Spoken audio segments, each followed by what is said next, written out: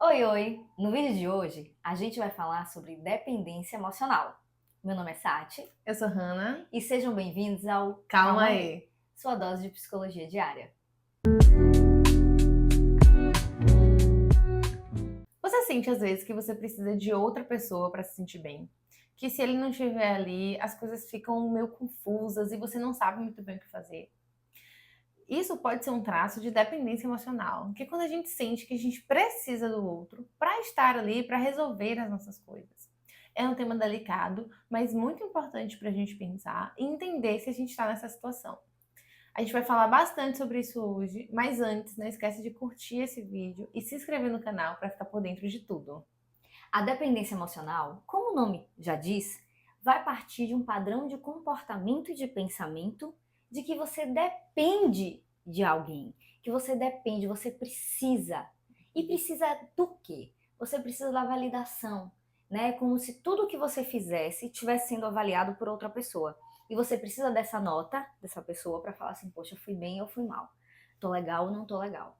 Quando a gente fala de dependência emocional, a gente está falando de padrões de relacionamento em que uma pessoa vai precisar sempre buscar no outro alguma resposta afetiva que ela não consegue cumprir sozinha. Então, eu não consigo me sentir bonita sozinha se meu parceiro não me sentir bonita. Eu não consigo me achar uma pessoa legal o suficiente se meu parceiro não me achar uma pessoa legal. Então, eu vou estar sempre nessa troca, nessa busca constante de que o outro me mostre o que eu estou fazendo direito, o que eu estou conseguindo fazer bem.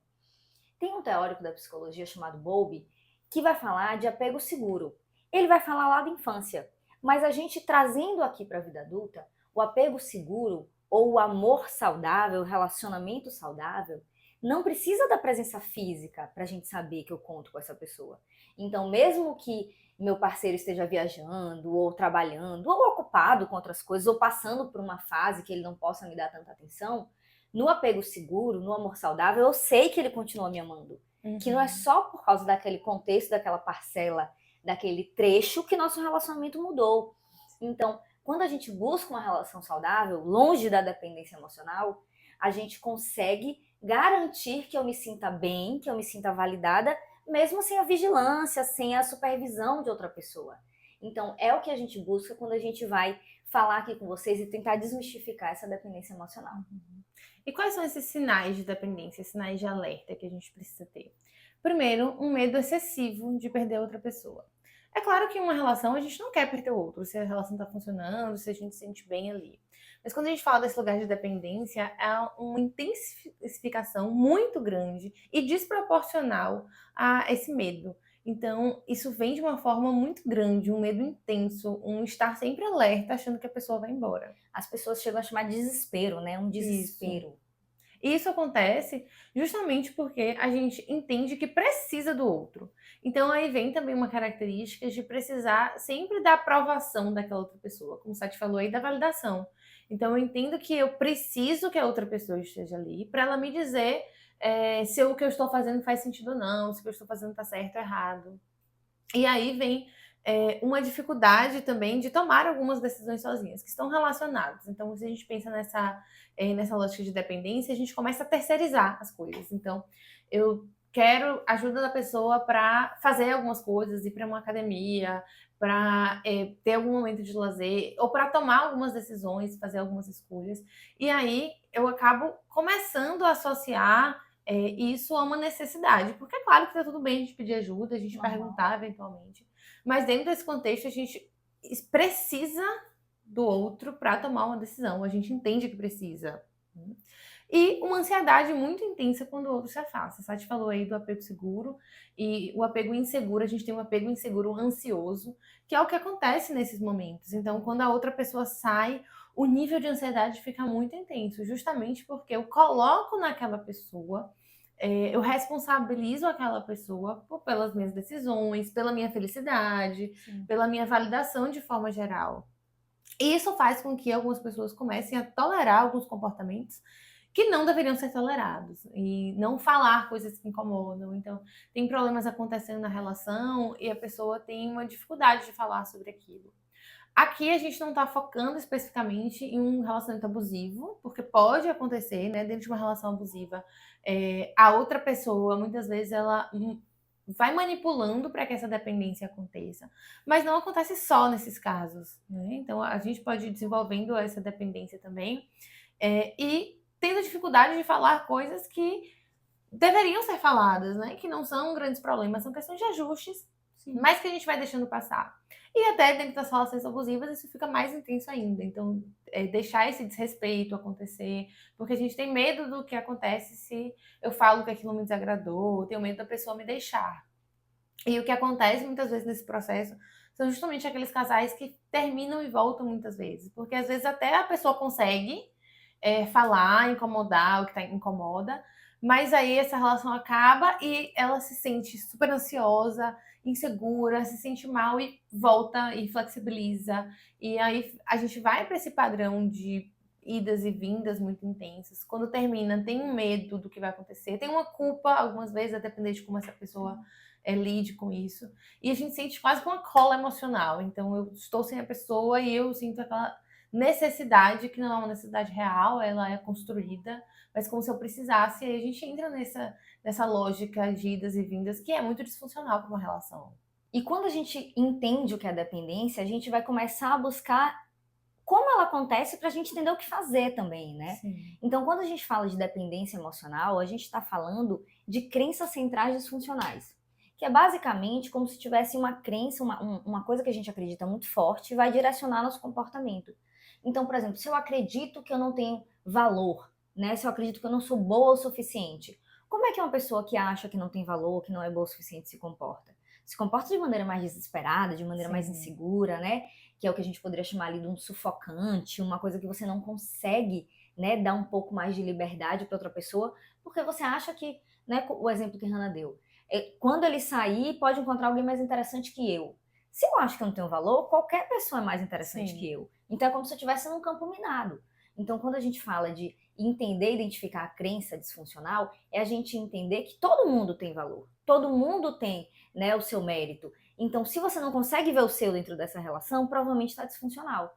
Então, não tem como, obviamente a gente está falando aqui de uma soberba, de você achar que você é maravilhoso, melhor que todo mundo. Isso também é disfuncional. Mas a gente também entender onde a gente tem nossos lados positivos, onde a gente tem os negativos e o quanto a gente está agregando ali para aquela relação. Além dessas crenças, a gente também vai começar a entender que nosso histórico emocional vai fazer uma diferença muito grande para reforçar ou não essa crença. Então vamos lá, a gente está falando de históricos não só de relacionamento amoroso, mas históricos parentais, históricos familiares e de amizade. Então vamos imaginar que eu passei por vários relacionamentos amorosos em que me traíram, em que me largaram. Isso vai reforçando gradualmente a ideia de que eu não tenho esse valor, ou de que eu não sou boa o suficiente. Mas óbvio que a gente está falando de ciclos aqui, do mesmo jeito que esse relacionamento me reforça, como será que eu me comportei nesse relacionamento? Como será que eu estive? Não estou dizendo que é culpa da pessoa caso ela seja traída, ou nada assim, tá? Mas obviamente a gente entende que um relacionamento acabou. Qual a minha responsabilidade sobre isso? Então, quando a gente fala desse histórico, a gente está falando de coisas que vão se repetir e a gente vai começar a acreditar, realmente, eu acho que eu não sou tão boa nisso, eu acho que eu não consigo fazer isso com tanta maestria como outras pessoas. E aí entra a ansiedade e o medo, né? É como se a gente tivesse com aquele medo constante, iminente de perder a pessoa. Porque eu não sou boa o suficiente, né? Porque eu não tenho valor suficiente, porque meu histórico já me mostrou que todo mundo termina comigo, então eu vou ter um medo toda hora. Então esse medo constante, né? Esse medo que chega a ser perturbador, você tá toda hora prestando atenção e ligado na pessoa, vigiando a pessoa, vai gerar uma insegurança muito grande que é totalmente prejudicial. Porque a gente precisa ter liberdade individual, mesmo dentro de qualquer relacionamento. Só que a gente não consegue dar ao outro nem ter. Por quê? Porque a gente acha, ó, qualquer segundo a pessoa vai embora. Vamos supor, se Hannah vai no oftalmologista e ela precisa de mim porque ela, né, dilatou a pupila. Se eu sei que eu tenho que cuidar dela, como é que eu vou ficar? Eu vou ficar atenta. Eu vou segurar ela, vai atravessar a rua, eu vou ficar mais atenta. Imagine isso num relacionamento que você acha que a pessoa a qualquer momento vai embora, vai desaparecer. Você vai ficar hipervigilante, você vai ficar até incisivo demais. Então é esse tipo de comportamento que vai ser gerado por esse medo, né? Por essa insegurança. Não é que eu quero não ter medo de perder a pessoa que eu amo. Sim. Claro que eu vou ter um pouco de medo, mas esse medo absurdo, desesperador, é o que faz você ter esse tipo de comportamento. E desproporcional, já que a pessoa não dá motivos ou que não tem nenhuma nenhum elemento claro ali, mas é totalmente fora do contexto. Perfeito. Então a gente tem que ficar atento a esse tipo de sinal. E aí a gente pode entrar dentro dessa lógica em um ciclo. A gente fala muito de ciclos aqui, porque a gente tem uma interferência muito grande. O que a gente pensa interfere no que a gente faz, e a gente vai gerando um ciclo muitas vezes. E como é que funciona esse ciclo aí da dependência? Então a gente tem um medo de perder, justamente por essas interpretações que a gente faz, que gera uma necessidade de estar com o outro sempre ali, né? Então eu quero que o outro sempre esteja próximo. A gente tem uma busca de aproximação muito intensa. E aí, quando o outro se afasta momentaneamente para viver a vida normal, isso gera um nível de ansiedade muito grande. Esses pensamentos do que está acontecendo, será que essa pessoa vai me deixar? Isso gera uma intensidade emocional muito grande. E quando essa outra pessoa volta, um alívio de, nossa, a pessoa tá aqui, estou segura. E essa sensação de alívio a gente quer manter. Então a gente quer que o outro esteja sempre ali. Então, quando vem esse apego inseguro, da gente estar sempre ali alerta, como se o fato da pessoa não estar à nossa vista, não estar próximo, significa que ela pode ir embora, ou significa que eu não vou tê-la. E justamente por essas construções, porque são construções que a gente faz, de que a gente não consegue viver sem essa pessoa, a gente acaba mantendo esse ciclo e querendo que a pessoa sempre fique ali. E olha, para a gente começar a trabalhar alguma coisa e melhorar dessa prisão que é a dependência emocional, a gente precisa entender o padrão, né? Porque nós temos padrões de comportamento, nós temos padrões de pensamento, tá? Então, quando a gente fala do padrão, óbvio que às vezes a gente fala uma coisa e todo mundo se identifica, mas dentro da sua identificação vai ter um padrão mais específico que é o seu. Então, assim, por mais que todo mundo que é inseguro se sinta um pouco menos bonito, menos atraente, tudo bem. Outra pessoa vai sentir que é menos interessante, outra pessoa vai achar que, sei lá, não é tão marcante na vida de outras pessoas. Dentro desses padrões, a gente vai entendendo onde está a maior dor de cada um, para a gente poder trabalhar de forma mais singular. Então, você entender o seu padrão, você entender quais são as coisas que sempre se repetem, desde pensamentos que sempre passam na sua cabeça, desde coisas que sempre acontecem nos seus relacionamentos, o tipo de pessoa que você sempre acaba se atraindo, né? Tudo isso vai te dar sinais do que começar a trabalhar. E aí a gente vai trabalhar isso questionando muitas vezes esses pensamentos, porque a gente não comanda esses pensamentos chegarem, tanto que a gente chama de pensamento automático, porque eu não elaboro, né? Eles só vêm, mas a gente precisa analisar esses pensamentos, o que deles faz ou não sentido ali naquele contexto. Por exemplo, então, um pensamento automático muito comum na dependência emocional é: eu não consigo viver sem essa pessoa, eu preciso dessa pessoa para ser feliz. E perceber que isso é um pensamento automático é importante para eu começar a questionar. E a gente não está falando aqui que não vai ser difícil, a gente precisa trazer esse pensamento enquanto algo real. Então, o que é um pensamento real dentro desse contexto? Vai ser difícil seguir minha vida sem essa pessoa. Eu vou ter que me reacostumar com muita coisa, porque a gente acaba colocando muita coisa em lógica, né, na organização com essa pessoa. Mas é possível, porque eu já fui feliz sem essa pessoa antes, porque eu já conseguia fazer essas coisas. Então, eu consigo. Vai ser um pouco difícil, mas é possível ser feito. Então, trazer isso pra gente fortalecer nossa autoconfiança e esse auto-reforço pra gente continuar caminhando. Perfeito. Isso já vai direto ajudar a reforçar nossa autoestima. Porque quando a gente está falando aqui de dependência emocional, de crenças disfuncionais de que eu não valho o suficiente, claramente sua autoestima está balançada, está fragilizada. Sim. E quando a gente reforça a nossa autoestima, a gente começa a dar espaço para o pensamento de que você é suficiente. Seja suficiente para passar por aquele sofrimento, seja suficiente para ficar sozinha, seja suficiente para estar numa relação e dar limites, né? A gente começa a entender o que a gente merece, onde a gente pode realmente melhorar, porque todo mundo pode melhorar, mas tá fortalecido o suficiente para que qualquer terremoto no chão não te destrua, não te aniquile. Então, reforçar nossa autoestima é fazer um reforçador de que eu aguento o tranco, né? Seja resolver essa relação, desconstruir ela e reconstruir, sim, seja terminar, seja o que for necessário para que se encontre um pouco mais de bem-estar e principalmente, né, que a gente reforce essa liberdade individual mesmo estando dentro de uma relação. E associado com isso, um dos pontos que eu acho que são mais importantes é a gente buscar nossa autonomia. Porque a tendência dentro da dependência emocional é a gente começar a associar tudo à presença daquela outra pessoa. E a gente precisa se reconectar com a gente mesmo e fazer as coisas por a gente, sozinho ou com outras pessoas. Então, buscar resgatar amizades, descobrir hobbies, desenvolver projetos pessoais, fazer coisas que eu costumo fazer com essa pessoa, mas que eu posso fazer sozinha. A gente tá falando aqui disso, gente, independente se a relação que você tem é uma relação abusiva ou saudável, mas é essencial que a gente tenha o nosso espaço, que a gente tenha o nosso momento, que a gente sinta que o outro, ele é importante, ele me ajuda, eu gosto, mas eu consigo viver sozinha. Essa é a parte principal.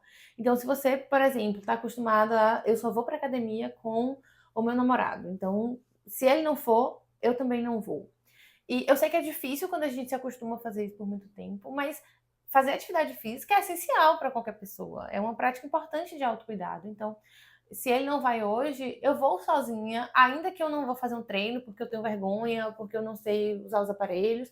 Eu vou lá, faço uma esteira, eu faço 2 exercícios, eu faço menos, ainda que não seja a melhor coisa do mundo. Nem que seja só para manter o hábito. Só para me testar ali, né? Perfeito. Mas que eu consiga dar alguns passos para eu ir e falar, nossa, não foi o melhor treino do mundo, mas eu consegui fazer isso sozinha. E aos poucos eu também consigo me fortalecer. E um último ponto importante aí é a gente entender o momento de buscar ajuda profissional.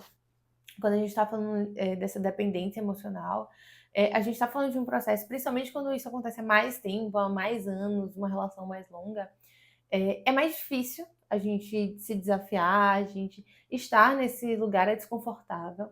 Então, um psicólogo vai poder ajudar a guiar um pouco esse processo, a entender essas crenças, a flexibilizar esses pensamentos e pensar em passos para fortalecer essa autonomia também.